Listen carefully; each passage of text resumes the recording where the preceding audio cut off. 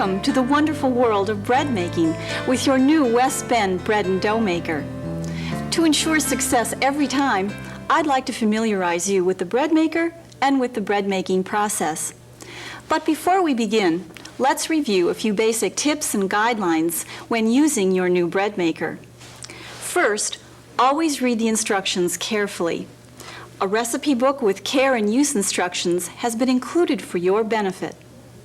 When using the product, keep these simple thoughts in mind. Always place the unit on a dry, stable countertop or table that is heat resistant. Good ventilation is critical in making good bread. Never cover the unit during operation. Follow the instructions and recipes carefully. The most important step in making bread is measuring the ingredients accurately and then using them in the order listed in the recipe. And last but not least, don't touch the control panel buttons after the bread maker has been turned on. This interrupts the cycle. With those thoughts in mind, let's take a closer look at the many special features and parts of the West Bend bread and dough maker. The bread pan has a number of special parts and is coated with a super slick premium non-stick finish. The arrows indicate how to twist it in place in the oven chamber. The bread pan should never be immersed in water or placed in a dishwasher. To clean it, simply put a small amount of water and soap inside. Wash with a soft cloth or sponge, rinse and dry with a soft cloth. The knead bar easily fits in the bottom of the pan and is removable for cleaning. The cover features a large viewing window so you can watch what's going on inside. Plus, it slides right off for cleaning. The electronic control panel is the bread maker's brain. It's very important you understand what each button does and the options that are available to you. The bread select button lets you choose 6 different bread settings as well as a dough setting. With each press of the button, the menu settings and the time required to complete each setting appears. Let's just walk through the selections. Basic takes 3 hours and 40 minutes. Basic Rapid takes 3 hours. The whole wheat setting takes 4 hours and 20 minutes. The Rapid version is 3 hours and 30 minutes. The French setting takes 4 hours and 10 minutes. The next setting is Sweet. It takes 3 hours and 50 minutes. The dough setting is the shortest cycle. It takes only 1 hour and 20 minutes. Our next selection is the bread color button. We can choose from 3 different crust colors. With each press of the button, choose from light, medium, or dark. If you like to wake up to fresh bread in the morning, the timer buttons for delayed start is the perfect answer. The timer can be programmed to delay the start of the bread maker for up to 13 hours.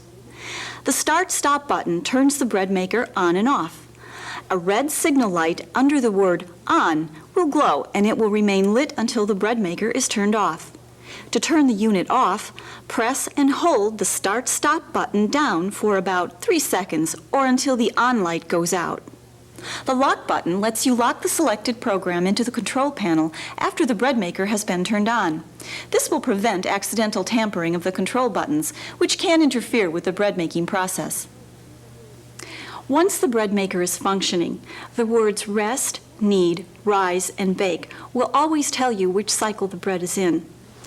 The process time also begins to count down in minutes, so you always know how much time remains before the bread is done. And once the bread is done, an audible alert sounds. Now, if the bread is not removed immediately after baking, the bread maker automatically goes into a keep warm mode for up to 3 hours to keep the bread deliciously warm. The last special feature is a too hot, too cold warning. This tells you that the oven chamber is not the correct temperature for making a great loaf of bread. Now that we have reviewed all the features of the West Bend bread and dough maker, let's make a loaf of country white bread, a 1.5 pound loaf. The recipe is featured on page 39 of your recipe book. Also, if you have any questions about anything we've discussed, please closely read the care use instructions. Okay, let's begin by adding 1 cup of tepid water to the bread pan. Don't use hot or warm water because that would kill the yeast. It's very important that we measure the ingredients accurately. For the liquids, a see-through measuring cup is best. The liquid level should be right at the measurement marking at eye level.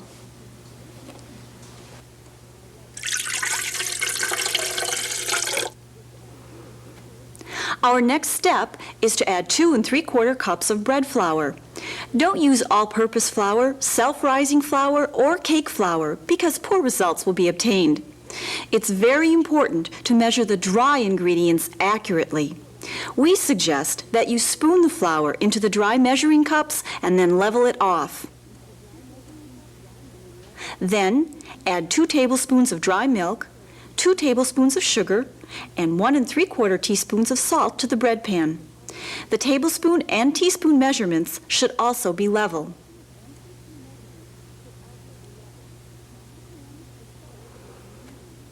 Tap the pan to settle the dry ingredients. Push some of the flour mixture into the corners, then make a slight well in the very center for the yeast to be added later. Moving on, divide 2 tablespoons of butter or margarine into 4 equal pieces, placing a piece into each corner of the pan.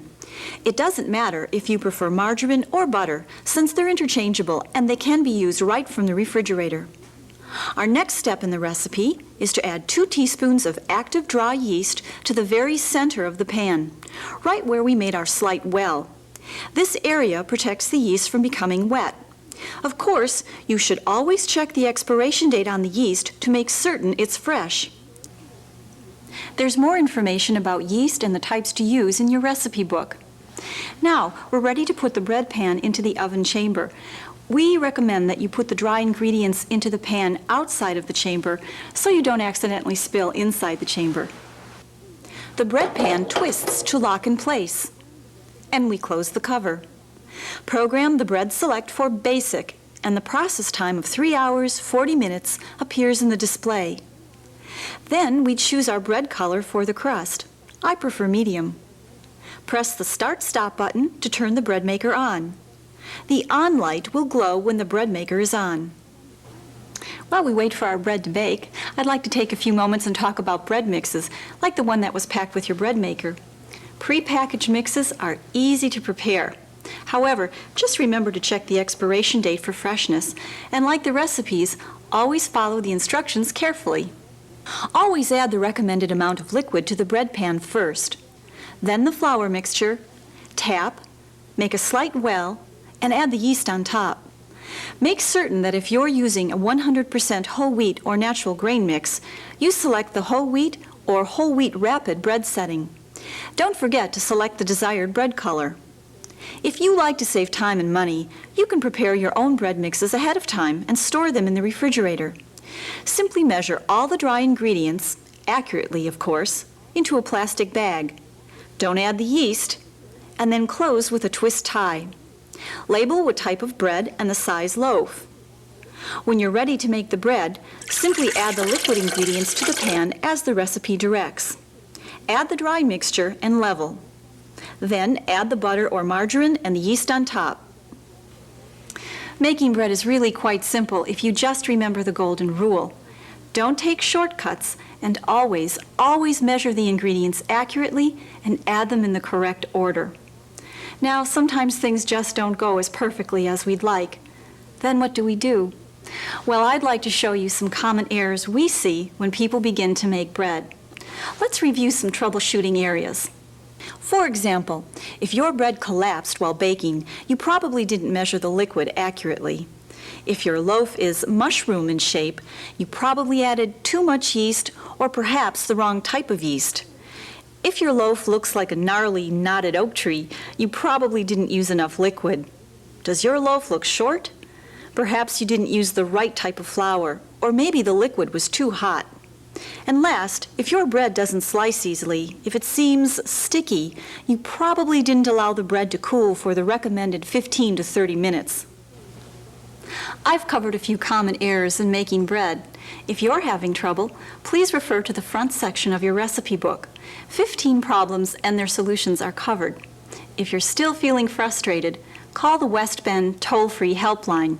The number is printed on the cover of your recipe book as well as on the back of the bread machine. Oh, our bread is ready.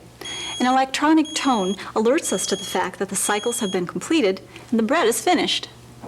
So, we simply remove the bread pan using a pot holder, invert the pan to remove the loaf of bread, And again, we need to allow the bread to cool on the rack for at least 15 minutes. Time's up, and we're ready for the best part of making bread at home. Simply delicious. Thank you for joining me, and enjoy your new West Bend bread and dough maker.